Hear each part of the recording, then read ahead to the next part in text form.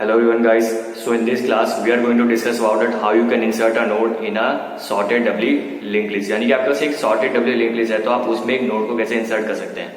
तो सबसे पहले आपको पता है सॉर्टेड होने का मतलब क्या होता है कि मान के चलो सपोज करो मैंने कहा असेंडिंग ऑर्डर में, अब वो डिसेंडिंग ऑर्डर में भी हो सकती है सारी नोट्स है ना। तो सॉर्टेड मतलब कि एक सॉर्टेड वे में, यानी कि सपोज करो असेंडिंग ऑर्डर में सारी नोट्स, यानी कि जो डेटा वैल्यूज है नोट्स के अंदर वो छोटे से होकर के बड़े तक जा रही है असेंडिंग ऑर्डर में, ठीक है। ये हो गया हमारा सॉर्टेड फॉर्म। अब इस सॉर्टेड फॉर्म में यानी कि सॉर्टेड डबली लिंक लिस्ट में आपको कोई नोड दे दीजिए, आपको उसको इंसर्ट करना है तो कैसे करोगे। तो इसके लिए ना सबसे पहले जो मैंने इससे पहले वाले केसेस बनाया है, जो मतलब इंसर्शन कर दिया हमने डबली लिंक लिस्ट के अंदर, जिसमें पहला केस था कि अगर आप बिगनिंग में करो, दूसरा क्या था कि अगर आप एंड में करो, तीसरा क्या था कि आप अगर किसी नोड आपको दे दी जाए तो उससे पहले कैसे करना है, और चौथा क्या था किसी नोड दे दी जाए तो उसके बाद कैसे करना है। तो ये सारे केसेस आपको पहले पता होने चाहिए। तो मैं पहले सजेस्ट करूंगा आप पहले उसको देख लीजिए, जिससे आपको इसमें बिल्कुल प्रॉब्लम नहीं होगी, क्योंकि बिल्कुल सिमिलर है उन केसेस से, ठीक है। तो इस वीडियो में हम क्या देखेंगे, रिप्रेजेंटेशन देखेंगे और के एल्गोरिथम को भी समझेंगे। तो चलिए स्टार्ट करते हैं। So guys let's discuss insert a node in a sorted doubly link list, ठीक है। कि मतलब आपको सॉर्टेड डबली लिंक लिस्ट में नोड को कैसे इंसर्ट करना है, तो ठीक है उसको समझते हैं।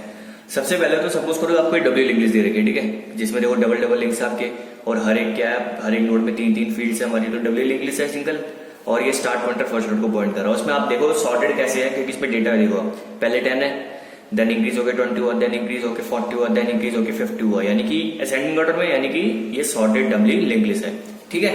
अब सपोज करो आपको क्या करना है, आपको कोई नोड दे दी जाए। अब नोड मान लो कोई भी नोड हो सकती है, ठीक है, आपको नोड दे दी जाए, उसमें कोई भी डेटा वैल्यू हो सकती है, ठीक है, और आपको बोले कि आपको इस नोड को इस सॉर्टेड डबली लिंक लिस्ट में आपको इंसर्ट करना है। तो क्या क्या बात हो सकती है मैं आपको बताता हूँ। अगर मान लो कि सबसे पहला केस को क्या हो सकता है कि इस नोड की जो डेटा वैल्यू है वो इन जो भी नोड्स है इन सबसे स्मॉल हो, क्या कि सपोज करो मैंने बोला कि इसकी डेटा वैल्यू 5 है, क्या है इसकी जो डेटा पार्ट है वो क्या 5 है। तो ये जो नोड है यानी कि जो डेटा वैल्यू है वो इन सब में सबसे छोटी है, देन ऑब्वियसली अगर मैं इसको इंसर्ट करूंगा तो कहां पे होगा, वो स्टार्टिंग में तो इंसर्ट होगा नहीं, क्योंकि सबसे पहले सबसे छोटा है ना 5, तो बिगनिंग में इंसर्ट होगा। तो केस कौन सा बन जाएगा, जो हमने सबसे पहला केस जैसे करा था कि अगर आपको एक नोड को बिगनिंग में इंसर्ट करना है, क्या करना है बिगनिंग में इंसर्ट करना है, आपको एज इट इज वही केस लगा देना है, क्या कर देना वही केस लगा देना है। अगर मान लो दूसरा केस क्या हो सकता है कि मान लो अगर आपको बोले कि जो नोड आपको इंसर्ट करनी है वो इन सब डेटा वैल्यू से सबसे बड़ी है, मैंने बोला जो इसकी वैल्यू है 60, क्या है 60 है। अब देखो आप क्या है कि जो 60 अगर आपको इसको इंसर्ट करना है तो कहां पे करोगे, कॉमन सेंस में देखे तो सबसे लास्ट में इंसर्ट होगी, क्योंकि 60 जब सबसे ग्रेटर है तो सबसे लास्ट में होगा। देन आपको कौन सा केस लगा देना, जो हमने डबली लिंक लिस्ट में इंसर्शन एट द एंड वाला करा था, ठीक है, वो वाला केस लगा देना है। नाउ अब बात करो कि कोई ऐसी नोड वैल्यू हो जो कि बीच में कहीं लाइक कर रही हो, जैसे सपोज करो इसमें क्या दे रखा है 10 20 40 50, ठीक है। ये सॉर्टेड वे में मैंने बोला कि एक नोड आके बस क्या है कि बस एक नोड है जिसमें डेटा वैल्यू क्या आपकी 30 है, क्या है 30। अब ये 30 क्या करेगा, सर्च करेगा कि कहां पे प्लेस हो सकता है। पहले 10 है तो 10 है तो 10 के बाद ही होगा क्योंकि बड़ी है, 20 से भी बड़ी है तो 20 के बाद होगा, 40 जो तो हमारी 30 है वो 20 से बड़ी है लेकिन 40 से छोटी है, यानी कि जो 30 होगा वो 20 एंड 40 के बीच में प्लेस होगा, क्या होगा 20 एंड 40 के बीच में प्लेस होगा। अब बात क्या आती है, अब बात आपके ऊपर है कि आप इसको दो वे में कंसीडर कर सकते हैं। आप इस नोड को आपको पता है कि 20 एंड 40 के बीच में कंसीडर होगा, आप इसको इस तरह भी देख सकते हैं कि ये नोड क्या हो रही है 20 के बाद इंसर्ट हो रही है, और आप इसको इस वे में दे सकते हैं कि ये जो नोड है 30 वो 40 से पहले कंसीडर हो रही है। मेरी बात समझ रहे आप, बात दोनों वही है, बात दोनों वही है कि बीच में इंसर्ट हो रहा है, तो चाहे उसके बाद उसके पहले फर्क नहीं पड़ता, लेकिन फर्क पड़ता था हमारे एल्गोरिथम के सिस्टम पे, क्योंकि हमने अभी जो हमने डिफरेंट दो केसेस में देखे थे कि अगर आपको किसी गिवन नोड के बाद करना है या अगर आपको किसी गिवन नोड से पहले करना है डबली लिंक के अंदर इंसर्शन, तो हमारे एल्गोरिथम में चेंज आ रहा था। तो आप इसको दो वे में कंसीडर कर सकते हैं। सपोज करो पहला वे क्या है कि मैं मान के चल रहा हूँ कि जो मेरी नोड 30 है वो 20 के बाद इंसर्ट हुई है, क्या हुई है 20 के बाद इंसर्ट हुई है। देन आपको कौन सा केस लगा देना है, यानी कि हमें कौन सा एल्गोरिथम यूज करना है, कि हमने कौन सा करा था कि आफ्टर गिवन नोड वाला हमने करा था ना एल्गोरिथम यूज, कि अगर आपको आफ्टर गिवन नोड आपको नोड को इंसर्ट करना है तो आप कौन सा करोगे, देन आपको वाला केस लगाना है। और अगर आप ऐसा मान के चल रहे हो कि ये जो नोड है 30 वो 40 से पहले प्लेस हुई है, क्या 40 से पहले प्लेस हुई है, देन आपको कौन सा लगाना है बिफोर वाला, जो हमने बिफोर वाला केस देखा था ना इंसर्शन के अंदर कि बिफोर गिवन नोड आप करते हैं इंसर्ट करते हैं, तो हमने उसकी पूरी रिप्रेजेंटेशन एल्गोरिथम देखा था, तो आप वो लगा सकते हैं। तो बात समझिए आप, अगर सबसे स्मॉल वैल्यू तो सबसे पहले वाला बिगिनिंग वाला लगाओगे, सबसे बड़ी वैल्यू तो एट द एंड वाला लगाओगे, और अगर बीच में कहीं लाई कर रही है तो आपकी मर्जी है कि आप कैसे देखते हैं उसको, कि आप आफ्टर वाला लगाना चाहते हैं या फिर बिफोर वाला लगाना चाहते हैं।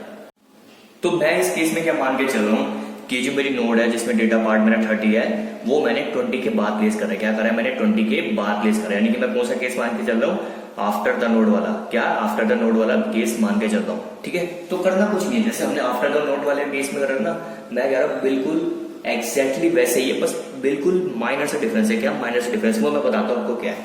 आप देखो करना क्या आपको, अगर आप 30 को इंसर्ट करें इसके बीच में 20-40 के बीच में, यानी कि हम कर रहे हैं इसको 20 के बाद, तो सेम प्रोसीजर है। क्या यार कि पहले मुझे इसको इससे लिंक बनाना पड़ेगा, फिर मुझे इसका इससे लिंक बनाना पड़ेगा, देन इसका इससे, देन इसका इससे, देन ये वहां पे प्लेस हो जाएगी, है ना। जैसे हमने देखा था आफ्टर वाले केस में बिल्कुल सेम रिप्रेजेंटेशन है, रिप्रेजेंटेशन तो बिल्कुल सेम है जैसे हमने किसमें देखा था, आफ्टर गिवन नोड अगर हम नोड को इंसर्ट करें डब्ल्यू लिंक लिस्ट के अंदर, बिल्कुल सेम रिप्रेजेंटेशन है।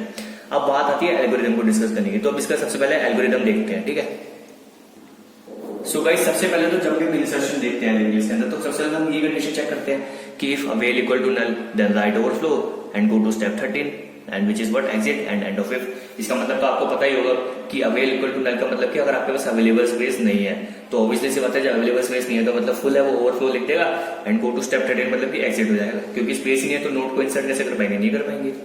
फिर आपको स्टेप 2 क्या करना है, स्टेप 2 मतलब कि अगर ये कंडीशन फॉल्स होती है, यानी कि अगर हमारे पास अवेलेबल स्पेस है तो आप क्या करोगे, न्यू नोड के लिए अवेलेबल स्पेस प्रोवाइड कर दोगे।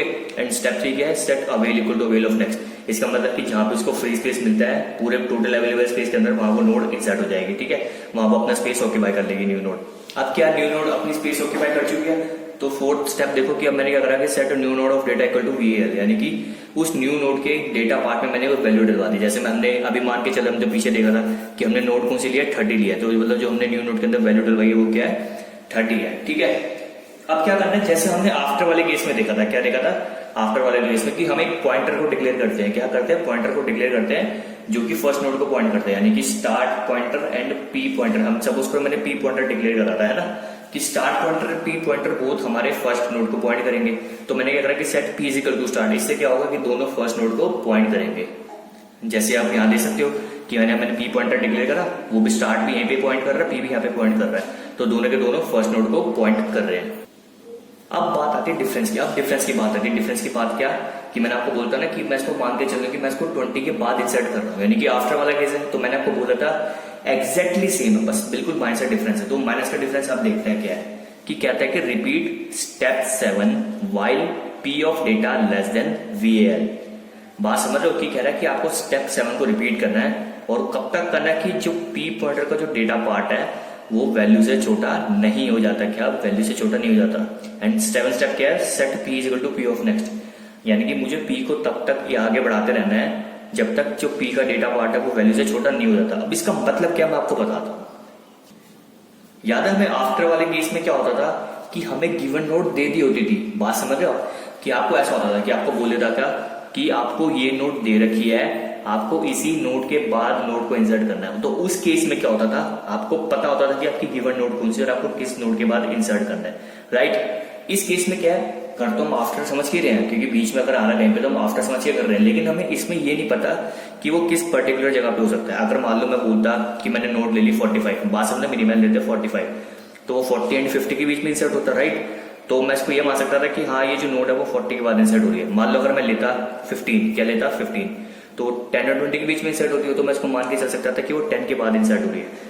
तो बात समझ लो डिफरेंस क्या पे आ गया, बस कितना सा डिफरेंस है कि आफ्टर वाले केस में नोड गिवन होती थी, इसमें हमें नोड गिवन नहीं है। तो इसलिए इसने क्या बोला था कि हमें P is equal to P of next करते रहना है। कब तक करना है, जब तक पी का जो डेटा पार्ट है वो वैल्यू से छोटा नहीं होता। इसका मतलब मैं बताता हूँ आपको, पी का डेटा पार्ट मतलब कि सपोज करो पहले पी कहां पर है, यहाँ पर है, क्योंकि यहीं पे नहीं इनिशियली, तो जिसका डेटा पार्ट है वो क्या है 10, वो क्या है 10 है, ठीक है। अब वो पी आगे बढ़ेगा, पी आगे 20 पे, किस पे आ गया 20 पे आ गया, तो इसका पी यहाँ पे आ गया, तो देखिएगा पी का डेटा पार्ट क्या है 20 है, ठीक है। अब सपोज करो पी को मैंने बाय चांस मतलब मैंने आगे बढ़ा दिया, क्या बढ़ा दिया, आगे बढ़ा दिया, तो पी आ गया यहाँ पे 40 पे, तो पी का डेटा पार्ट क्या हो गया 40। लेकिन हमारी कंडीशन कहती है कि जो पी का डेटा पार्ट है वो वैल्यू से छोटा होना चाहिए, और हमें पता है वैल्यू कौन सी है 30 है, क्योंकि हमने जो न्यू नोड लिया है उसमें जो वैल्यू पार्ट डलवाया वो तो 30 है ना, यानी कि जो भी हमारा जो पी का डेटा पार्ट होगा वो 30 से छोटा होना चाहिए। क्या हमारा जो पी का जो भी 40 डेटा पार्ट है वो 30 से छोटा है, नहीं है। तो हमारा छोटा पार्ट कौन सा है, जस्ट इससे 20 है। तो मतलब P कहां तक मूव करेगा, नोड नंबर 20 तक मूव करेगा, है ना, क्योंकि 20 से छोटा है ना, क्योंकि P अगर 40 में जाएगा तो कंडीशन फॉल्स हो जाएगी। तो उसने ये स्टेप बोला है कि आपको P को तब तक बढ़ाना है जब तक उसका डेटा पार्ट जो हमें वैल्यू इंसर्ट करनी है उसके डेटा पार्ट से छोटी नहीं हो जाती।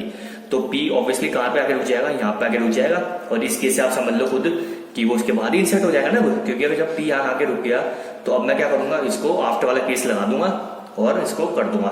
बस आपको डिफरेंस समझ आया कि आफ्टर वाले में इसमें डिफरेंस क्या थोड़ा सा, उसमें क्या आपको गिवन नोड होती थी तो आप क्या करते थे सिंपल कि P of data not equal to जब तक आइटम तक नहीं पहुंच जाता, क्योंकि हमें आइटम गिवन होता था ना तो माता P पॉइंटर को ले जाते थे फिर इंसर्ट कर देते थे, लेकिन इसमें हमें पता नहीं था। तो इसलिए हमने इसमें क्या बस डिफरेंस क्या है कि इस कंडीशन का डिफरेंस है, इसमें लेस देन वाला केस आ रहा है और इसमें इक्वल टू वाला चेक करके करते थे। सो दिस इज व्हाट, छोटा सा डिफरेंस था ये हमारा, बाकी पूरा सेम है। अब मैंने P पॉइंटर को यहाँ तक लिया है, अब मैं क्या कर दूंगा बिल्कुल एज इट इज। अब क्या होगा, आफ्टर में जैसे हमने लिंक्स बनाए थे कैसे इंसर्ट करा था वही केस लगाएंगे। अब स्टेप 8 देखो, स्टेप 8 क्या कह रहा है, set new node of next is equal to P of next, यानी कि मैं करता हूँ कि न्यू नोड के नेक्स्ट पॉइंटर को मैं P ऑफ नेक्स्ट कर देता हूँ। इसका मतलब क्या हुआ कि न्यू नोड मेरी देखो ये रही, क्या है मेरी ये न्यू नोड है 30, तो जो न्यू नोड का नेक्स्ट मतलब कि इसका पॉइंटर टू द नेक्स्ट, उसको मैं क्या कर रहा हूँ P ऑफ नेक्स्ट, क्या कर रहा हूँ P ऑफ नेक्स्ट कर रहा हूँ, क्योंकि P अभी यहाँ पे है। तो P ऑफ नेक्स्ट का मतलब क्या हुआ, इसकी नेक्स्ट नोड यानी कि 40 नोड की बात कर रहा है, क्योंकि अगर P 20 पे है तो P ऑफ नेक्स्ट कहाँ पे पॉइंट करेगा अभी, क्योंकि ये 30 अभी इंसर्ट नहीं हुआ तो 30 पे जाएगा नहीं वो P पॉइंटर, तो P ऑफ नेक्स्ट मतलब कि वो 40 पे जाएगा। तो न्यू नोड का next is equal to P of next मतलब कि जो इसका नेक्स्ट पॉइंटर है 30 का वो इस नोड को पॉइंट कर रहा है। तो हमारा एक लिंक बन गया, एक लिंक हमारा बन गया। Now step 9 is set new node of PREV is equal to P। PREV मतलब आपको पता है प्रीवियस, है ना, तो हमें करना है सेट न्यू नोड का previous is equal to P। अब इसका मतलब क्या हुआ कि न्यू नोड हमारी ये रही, तो न्यू नोड का प्रीवियस मतलब कि इसके प्रीवियस पॉइंटर की बात कर रहा है, तो न्यू नोड का प्रीवियस इज इक्वल टू क्या कह रहा है P, यानी कि P पॉइंटर हमारा इस नोड को पॉइंट कर रहा है, यानी कि P हमारा यहाँ पे 20 पे, तो न्यू नोड का प्रीवियस इक्वल टू P का मतलब कि अब यहाँ पे भी इसने लिंक बना दिया, यानी कि हमारे दो लिंक्स बन गए। कौन से लिंक्स बन गए कि न्यू नोड ने अपना नेक्स्ट लिंक भी इससे जोड़ दिया और न्यू नोड ने अपना प्रीवियस लिंक भी इससे जोड़ दिया। अब हमारे दो लिंक्स कौन से रह गए कि हमें अब इस नोड का इससे लिंक बनाना पड़ेगा न्यू नोड से, और इस नोड का भी हमें इससे लिंक बनाना पड़ेगा, जैसे हमने आफ्टर वाले केस में देखा था। सिंपली हम उसमें ये देखेंगे दोबारा। Now step 10 is set P of next is equal to what, new node, यानी कि P ऑफ के नेक्स्ट पार्ट में मुझे क्या करना पड़ेगा, न्यू नोड करना पड़ेगा। इसका मतलब क्या हुआ कि P मेरा ये रहा, क्या P मेरा ये रहा, तो P ऑफ नेक्स्ट यानी कि P पॉइंटर का जो P नोड है उसका next pointer is equal to मैं क्या कर रहा हूँ, न्यू नोड कर रहा हूं। मेरी बात समझ रहे हो, मैंने क्या बोला कि P of next is equal to what, new node. इसका मतलब क्या हुआ कि इस P नोड के इसके नेक्स्ट पॉइंटर को मैं क्या कर रहा हूँ, न्यू नोड से इक्वल कर रहा हूँ। इसका मतलब क्या हुआ कि इसके नेक्स्ट पॉइंटर को मैं इससे लिंक बना रहा हूँ, यानी हमारा तीसरा लिंक भी बन गया। कौन सा कि इस नोड का नेक्स्ट पॉइंटर वो न्यू नोड को कनेक्ट कर रहा है, यानी कि हमारा फोर्थ लिंक रह गया। कौन सा लिंक रह गया, फोर्थ, जिसमें ये क्या करेगा, ये वाली नोड इससे लिंक बनाएगी, क्या इसकी जो प्रीवियस पॉइंटर है वो इससे लिंक बनाएगी न्यू नोड से। तो अब उसको देखते हैं। तो जैसे सिमिलरली हमने आफ्टर वाले केस में करा, तो अब मैं क्या करूंगा, 3 लिंक्स बन गया। अब मैं करूंगा स्टेप 11 में कि मैं करूंगा set P is equal to new node, क्या कर दूंगा P is equal to new node. इससे क्या होगा कि जो मेरा P पॉइंटर 20 पे था, अब वो P पॉइंटर कहाँ पे आ जाएगा, 20 से हो गया वो आ जाएगा किस पे, 30 पे आ जाएगा, है ना। P पॉइंटर 30 पे आ गया और इसके बाद था 40, क्या था 40 था, क्योंकि हमारे 20 से क्या हो गए, अभी 2 लिंक्स बन गए दोनों के, इसका इससे आप नेक्स्ट वाला बन गया, लेकिन इसका प्रीवियस वाला नहीं बना, है ना। 40 का इससे प्रीवियस वाला नहीं बना क्योंकि हमारा ये लिंक रह गया ना, हमने 30 वाले के न्यू नोड के नेक्स्ट पॉइंटर से इसका लिंक बना दिया, लेकिन इसका प्रीवियस से रह गया। तो मैंने क्या करा, P मेरा यहाँ पे था तो मैंने P equal to new node करा, जिससे P मेरा 30 पे आ गया। अब मैंने स्टेप 12 क्या करा कि set P of next. P of next मतलब कि P पॉइंटर उठ के अब यहाँ पे जाएगा P ऑफ नेक्स्ट, क्योंकि यहाँ से तो लिंक बन चुका ना इसका, तो P ऑफ नेक्स्ट यहाँ पे जाएगा। तो P of next of PREV, यानी कि P ऑफ नेक्स्ट मतलब कि इस नोड पे और इस नोड का PREV, है ना। तो P ऑफ नेक्स्ट इस नोड, इसका PREV यानी कि इसका previous pointer is equal to मैंने क्या कर दिया, न्यू नोड कर दिया, जिससे क्या होगा कि इसका प्रीवियस पॉइंटर भी न्यू नोड से लिंक बना लिया, यानी कि हमारे 4 के 4 क्या बन गए, लिंक्स बन गए। सेम करना है आपको, बस डिफरेंस क्या है, इस पार्ट का डिफरेंस है, बाकी पूरा का पूरा सेम है किसकी तरह, आफ्टर की तरह। देन आपको स्टेप 13 क्या करना है, सिंपल एग्जिट कर लेना है। सो आपको शायद मेरी बात समझ आ गई होगी, डिफरेंस कुछ नहीं है, ये बिल्कुल जो हमने 4 केस देखे हैं उससे सिमिलर ही है सॉर्टेड में, कि अगर मानो सबसे छोटी वाली तो आपको बिगनिंग में करना पड़ेगा, देन आपको बिगिनिंग का कंसेप्ट लगाना है। अगर सबसे बड़ी वैल्यू तो लास्ट में होगा, यानी कि आपको एंड का कंसेप्ट लगाना है। और अगर वैल्यू कहीं बीच में लाई कर रही है तो इट्स अप टू यू कि आप उसको कैसे कंसीडर करते हो। मैंने इसको कैसे देखा कि ये 20 के बाद हो रहा है, यानी कि आफ्टर वाले केस लगाया, तो आफ्टर वाले केस में क्या हो गया था, लेस देन वैल्यू हो गया था। ऐसा जरूरी नहीं है कि आप आफ्टर का लगाओ, बिफोर का भी लगा सकते हो, यानी कि आप मान के चल सकते हो कि ये नोट 40 से पहले इंसर्ट हुआ है। तो अगर आप बिफोर का लाते डिफरेंस क्या आता था, यहाँ पे लेस था तो यहाँ पे क्या हो जाता, ग्रेटर हो जाता, और बाकी सारा एल्गोरिथम किसकी तरह सेम हो जाता, बिफोर की तरह सेम हो जाता। तो मेरी बात यही है कि अगर आपको बीच का आता है तो आप ये भी समझ सकते हो कि आप किसी नोड के बाद वो इंसर्ट कर रहे हो, किसी पर्टिकुलर नोड के बाद इंसर्ट हो रहा है। आप ये भी कंसीडर कर सकते हो कि किसी नोड से पहले इंसर्ट हो रहा है। And this is what insert in a sorted doubly linked list. So guys, I आपको समझ आ गया हो कि आप एक सॉर्टेड डबली लिंक्ड लिस्ट में नोड का कैसे इंसर्शन कर सकते हैं। कोई डिफरेंस नहीं है, सेम एल्गोरिथम है कि कंडीशन पे डिपेंड करता है कि अगर वैल्यू छोटी है तो सबसे छोटी है तो स्टार्टिंग में होगा, तो आप कौन सा एल्गोरिथम लगाना है कि इंसर्शन एट द बिगिनिंग वाला लगाना है।